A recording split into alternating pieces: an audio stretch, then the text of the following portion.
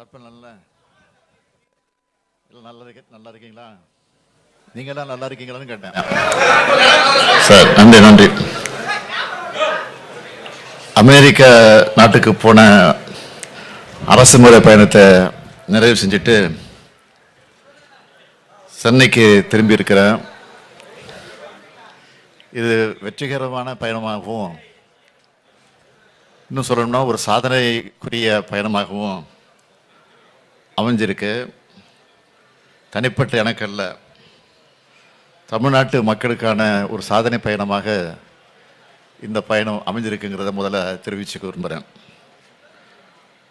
உலக நாடுகளில் இருக்கக்கூடிய தொழில் நிறுவனங்கள் தமிழ்நாட்டில் தங்களுடைய தொழிலை தொடங்குவதற்கு தொழில் முதலீடு செய்ய வைக்கிறதுக்கான முயற்சியோட ஒரு பகுதியாக கடந்த 28/2/2024 அன்று நான் அமெரிக்கா போனேன். 12/9/2024 வரை அங்கே இருந்திருக்கிறேன். இந்த 14 நாட்களும் மிகப்பெரிய பயனுள்ளதாக இந்த பயணம் அமைஞ்சிச்சு. உலகின் புகழ்பெற்ற தலைசிறந்த 25 நிறுவனங்கள் கூட நான் சந்திப்பை நடத்தியிருக்கிறேன். இதில் 18 நிறுவனங்கள், ஃபார்ச்சூன் 500 நிறுவனங்கள். இந்த சந்திப்பின் போது 19 ஒப்பந்தங்கள் கையெழுத்தாகி இருக்கின்ற மகிழ்ச்சியான செய்தியை உங்களோட நான் பகிர்ந்துக்கிறேன். சான் பிரான்சிஸ்கோவில் 8 நிறுவனங்கள் கூடவும், சிகாகோவில் 11 நிறுவனங்கள் கூடவும் ஒப்பந்தங்கள் கையெழுத்தாகியிருக்கு. இந்த 19 ஒப்பந்தங்கள் மூலமாக 7,618 கோடி ரூபாய் முதலீடு தமிழ்நாட்டுக்கு வந்திருக்கு. இதன் மூலம் 11,516 பேருக்கு புதிய வேலைவாய்ப்புகள் உருவாக்கப்பட்டிருக்கு. இந்த முதலீடுகள் திருச்சி, மதுரை, கோயம்புத்தூர், கிருஷ்ணகிரி, சென்னை, செங்கல்பட்டு, காஞ்சிபுரம்னு பல்வேறு மாவட்டங்களில் மேற்கொள்ளப்பட இருக்கு. கடந்த 29/8/2024 அன்று சான் பிரான்சிஸ்கோ நகரில் முதலீட்டாளர் மாநாடு நடத்தப்பட்டுச்சு. இதில் 100க்கும் மேற்பட்ட முன்னணி நிறுவனங்கள் மற்ற நிறுவன தலைவர்கள் பங்கேற்றாங்க. தமிழ்நாடு $1 டிரில்லியன் பொருளாதாரம் என்ற இலக்கை நோக்கி முன்னேறுவதற்கான பணியில் பன்னாட்டு நிறுவனங்கள் தமிழ்நாடு அரசு கூட ஒன்றிணைஞ்சு செயல்படணும்னு இந்த நிறுவனங்களை நான் கேட்டுக்கிட்டேன். இன்னும் பல நிறுவனங்கள் வருங்காலத்தில் தமிழ்நாட்டுக்கு வர விருப்பம் தெரிவிச்சிருக்கிறாங்க.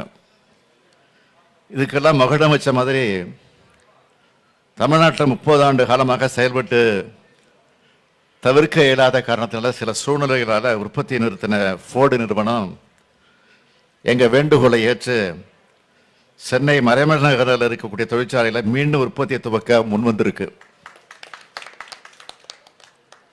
அவங்க 2 நாளைக்கு முன்னாடி பேசும்போது அந்த நிறுவனத்தை சேர்ந்தவங்க என்ன சொன்னாங்கன்னா, கமிட்டி போட்டு மெம்பர்ஸ்கிட்ட பேசிக்கிட்டு அதுக்கப்புறம் சொல்கிறோம் அப்படின்னு சொன்னாங்க.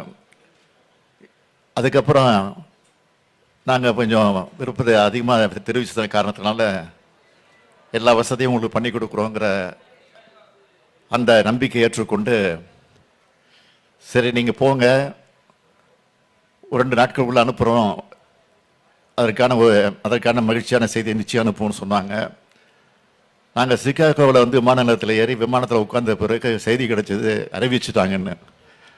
ஆக இன்னைக்கு அந்த செய்தியை இன்னைக்கு நான் உங்களோட மகிழ்ச்சியோடு பகிர்ந்துக்கிறேன். தமிழ்நாட்டின் சார்பிலும் தமிழ்நாட்டு மக்களின் சார்பிலும் இந்த முடிவை மகிழ்ச்சியோடு வரவேற்று அவங்க உற்பத்தியை துவங்குவதற்கான எல்லா உதவிகளையும் வழங்குவதற்கு நான் ஆணையிட்டிருக்கிறேன். அதே போல் என்னுடைய கனவு திட்டமான நான் முதல் திட்டம் வழியாக தமிழ்நாட்டு இளைஞர்களுக்கு திறன் மேம்பாடு மேற்கொண்டு அதன் மூலமாக வளமான எதிர்காலத்தை உருவாக்குற வகையில் செயற்கை நுண்ணறிவு தொழில்நுட்பம் பற்றின பயிற்சிகள் வழங்கப்படுவதற்கான புரிந்துணர்வு ஒப்பந்தம் கூகுள் நிறுவனங்களோட மேற்கொள்ளப்பட இருக்கு. ஆட்டோ டெஸ்க் நிறுவனம் கூட தமிழ்நாட்டு இளைஞர்களின் திறன்களை மேம்படுத்துவதற்காகவும் குறு சிறு மற்றும் நடுத்தர நிறுவனங்கள் மற்றும் ஸ்டார்ட் அப்கள் உள்ளிட்ட தொழில்துறை சுற்றுச்சூழல் அமைப்புகளை போட்டித்தன்மையை மேம்படுத்தவும் புரிந்துணர்வு ஒப்பந்தங்கள் மேற்கொள்ளப்பட்டுச்சு. இது மூலமாக தமிழ்நாட்டில் தொழில் தொடங்கவும் வணிகம் உகந்த சூழ்நிலையை நிலவுகிறது மட்டுமில்லாமல் உலகெங்கிலும் இருக்கக்கூடிய முதலீட்டாளர்கள் முதலீடு மேற்கொள்ள விரும்புகிற மாநிலமாகவும் தமிழ்நாடு திகழ்ந்து வருவது நிரூபிக்கப்பட்டிருக்கு. 31/8/2024 அன்று சான் பிரான்சிஸ்கோவிலும் 7/9/2024 அன்று சிகாகோ நகரத்தில் நடைபெற்ற தமிழ் கூட்டமைப்பு தமிழ்ச்சங்கங்களின் சார்பில் நடைபெற்ற அமெரிக்க வாழ் தமிழர்கள் சந்திப்பு நிகழ்ச்சியில் கலந்துட்டு உரையாற்றின. இது தமிழ்நாட்டில் இருக்கிறது போன்ற உணர்வை எனக்கு ஏற்படுத்துச்சு. அமெரிக்க தமிழமைப்பு எல்லாத்துக்கும் என்னுடைய நன்றியை தெரிவிச்சுக்கிறேன். ஒப்பந்தங்கள் செஞ்சிருக்கக்கூடிய எல்லா நிறுவனங்களுக்கும் என்னுடைய நன்றியை நான் தெரிவிச்சுக்கிறேன். அப்புறம் என்ன கேளுங்க சார் இந்த முதலீட்டு ஒப்பந்தம் தொடர்பாகவும் இந்த வெளிநாட்டு பயணம் தொடர்பாகவும் வெள்ளை அறிக்கை வேணும்னு சொல்லிட்டு எதிர்க்கட்சிகள் தொடர்ந்து கோரிக்கை வச்சுட்டே வராங்க சார். அது தொடர்பாக உங்களுக்கு அமெரிக்க பயணத்துக்கு முன்னதாகவே உங்களை சந்தித்து தமிழ்நாட்டில் கடந்த 3 ஆண்டு காலத்தில் வந்த முதலீடுகளை பற்றி நான் விளக்கமாக சொல்லியிருக்கிறேன். அது மட்டும் இல்லாமல் தொழில்துறை அமைச்சர் அவர்களும் அது குறித்து புள்ளி விவரங்களோடு விளக்கி இருக்கிறாரு. சட்டமன்றத்தில் தெளிவாக அவர் சொல்லியிருக்கிறாரு.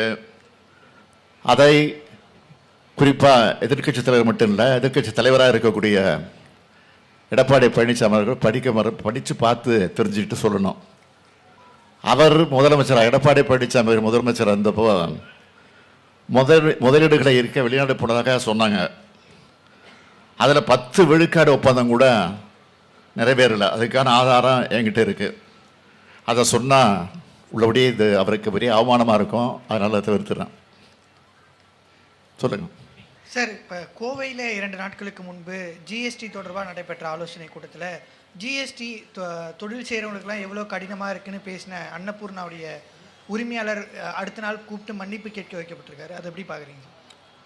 ஜிஎஸ்டி குறித்த தொழில் முனைவோர்களின் நியாயமான கோரிக்கைகளை அவர் முன்வைத்தார் என்பதற்காக அதனை ஒன்றிய அமைச்சர் கையாண்ட விதம் என்பது ரொம்ப எடுக்கப்பட வேண்டிய ஒன்று. அதை மக்கள் பார்த்துக்கிட்டு இருக்காங்க. அதாவது தமிழகத்துக்கு கிடைக்க வேண்டிய நிதி வேணும் அப்படின்னா புதிய கல்விக் கொள்கையை ஏற்றுக்கணும் அப்படின்னு மத்திய அமைச்சர் உங்களுடைய அந்த கோரிக்கைக்கு பதில் கொடுத்துருக்காரு. அதே போல் மெட்ரோ ரயில் ப்ராஜெக்ட் 2க்கு மத்திய அரசுடைய அந்த பங்களிப்பை இது வரைக்கும் கொடுக்கல. நேற்று முன்தினம் கூட மத்திய நிதியமைச்சர் நான் கடனுதவி பெற்று கொடுத்தோன்னு விளக்கியிருந்தாங்க. ஆனால் மத்திய அரசோட பங்களிப்பு கொடுக்கல. இந்த 2 பெரும் நிதி தேவையை வேணும், உடனடியாக வேணும்னு வலியுறுத்தி பிரதமரை நீங்கள் சந்தித்து வலியுறுத்துவீங்களா? நிச்சயமாக, உறுதியாக. மற்ற விஷயத்தை பொறுத்த வரைக்கும் பள்ளி கல்வித்துறையில் நிதிக்கு புதிய கல்விக் கொள்கை ஏற்றுக்கொள்வது குறித்து தொடர்பாக ஏற்கனவே சம்பந்தப்பட்ட அமைச்சர்களும் அதிகாரிகளும் இப்போ சந்திச்சிருந்துருக்கிறாங்க. இது குறித்து பிரதமரிடத்தில் நான் உடனடியாக நேரம் கேட்டு நானும் அது குறித்து வலியுறுத்தி இருக்கிறேன் என்பதை உறுதியோடு தெரிவிச்சுக்கிறேன். சார், அமெரிக்கா பயணத்தின் போது எதிர்பார்த்த அளவு நம்ம முதலீடுகள் பெறப்பட்டிருக்கா? குறிப்பா ஏன்னா ஆந்திரா, தெலுங்கானால அந்த முதலமைச்சர்கள் அமெரிக்கா பயணத்தின் போது 25,000 கோடிக்கு மேல முதலீடுகள் ஈர்க்கப்பட்டதா குறிப்பிடப்பட்டிருக்கு.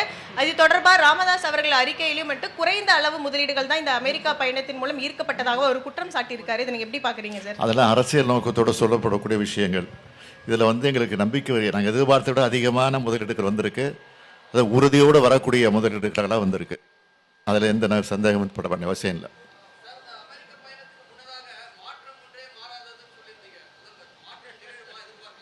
என்னங்க?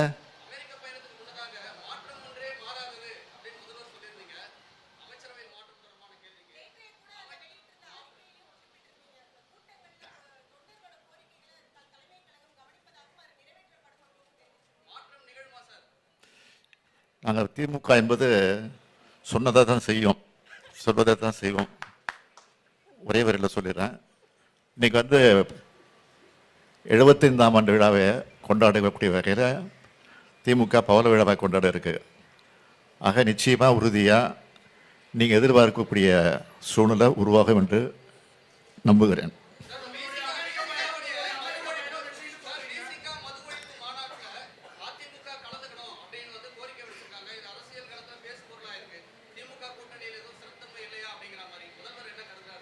அது வந்து அவரே தெளிவாக திருமாவளவனே விளக்கம் சொல்லியிருக்காரு. அந்த விளக்கத்துக்கு மேலே நான் பெரிய விளக்கம் சொல்ல வேண்டிய அவசியம் இல்லை.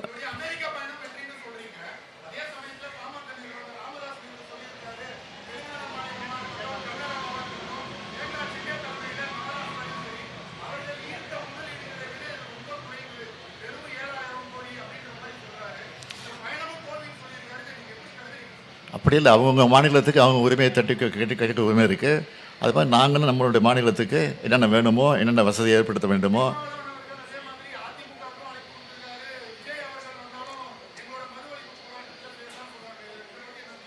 திருமாவளவனே அதற்குரிய விளக்கத்தை கொடுத்துருக்காரு. இது அரசியல் நோக்கத்தோடு நடத்தப்படக்கூடிய மாநாடு இல்லை.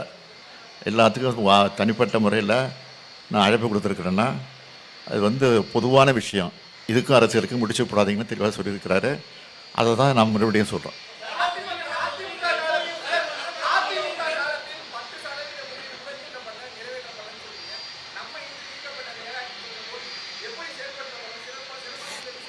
ஏற்கனவே நான் தான் சொல்லியிருக்கேன். ஏற்கனவே இதுக்கு விளக்கம் கொடுத்துருக்குறேன். அமெரிக்கா போகிறதுக்கு மட்டும் சொல்லிட்டு போனேன். இதே நிருபர்கிட்ட சொல்லிட்டு போயிருக்கிறேன். சம்பந்தப்பட்ட தொழில்துறை அமைச்சர் அவர்களும் சொல்லியிருக்கிறாரு. சட்டமன்றத்திலையும் இது பதிவாகிருக்கு. ஏற்கனவே முதலீடு வந்தது, எவ்வளோ பேர் வேலை கிடைச்சிருக்குன்னு சொல்லியிருக்கோம். இப்போவும் சொல்கிறோம். இப்போ வந்திருக்க முதலீடுகள் 100க்கு 100, 199 கூட சொல்ல மாட்டேன், 100க்கு 100 அதை நிறைவேற்றக்கூடிய வகையில் தான் இந்த முதலீடுகளை நாங்கள் ஈர்த்திருக்கிறோம். அதுக்கான விரைவான வேலை வாய்ப்புகளும் உருவாக்கப்படும். அது வருகிற போது உங்களுக்கு அவ்வப்போது சொல்லப்படும்.